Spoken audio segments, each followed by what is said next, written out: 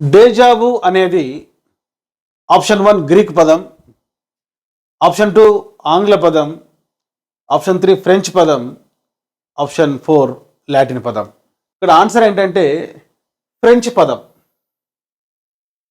మరి డేజావు అంటే ఏమిటి?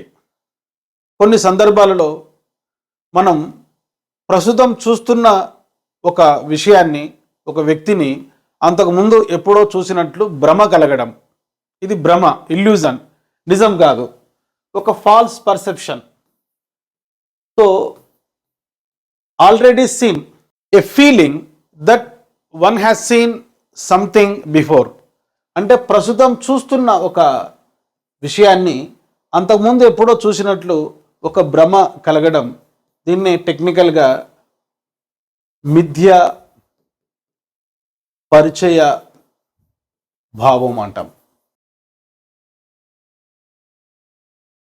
కొన్ని సందర్భాలలో మనం కొంతమంది వ్యక్తులను చూసినప్పుడు అంతకుముందు ఎప్పుడో వారిని చూసినట్లు ఒక భ్రమ కలుగుతుంది. దీనికి 2 కారణాలు ఉన్నాయి. ఒకటి, ప్రస్తుతం చూస్తున్న వ్యక్తులకు గతంలో మనం బాగా తెలిసిన వ్యక్తులకు మధ్య పోలికలు ఉండడం.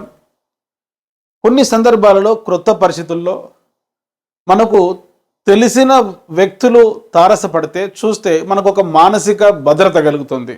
సో ఆ మానసిక భద్రత కోసం కొన్ని సందర్భాలలో ప్రస్తుతం చూస్తున్న వ్యక్తులు గతంలో మనకు బాగా పరిచయం ఉన్న వ్యక్తులకు మధ్య పోలికలు ఉండడం వల్ల ఈ డేజావు అనే ఒక భావన మనలో కలుగుతుంది. సో డేజావు అనేది ఒక ఫ్రెంచ్ పదం. కనుక ఎప్పుడైనా ఈ పదాలు నేర్చుకునేటప్పుడు ఆంగ్ల భాషలో ఉన్న పదం, అవి ఏ భాషలో నుంచి గ్రహించబడ్డాయి, వాటి అర్థం మనం తెలుసుకోవాలి. ఇప్పుడు మనం 2 అంశాలు తెలుసుకున్నాం. డేజావు అనేది ఒక ఫ్రెంచ్ పదం అని, దాని అర్థం మరి మిథ్యా పరిచయ భావం, ప్రస్తుతం చూస్తున్న భావన అంతకుముందు ఎప్పుడో చూసినట్లు ఒక భ్రమ కలగడం అని అర్థం.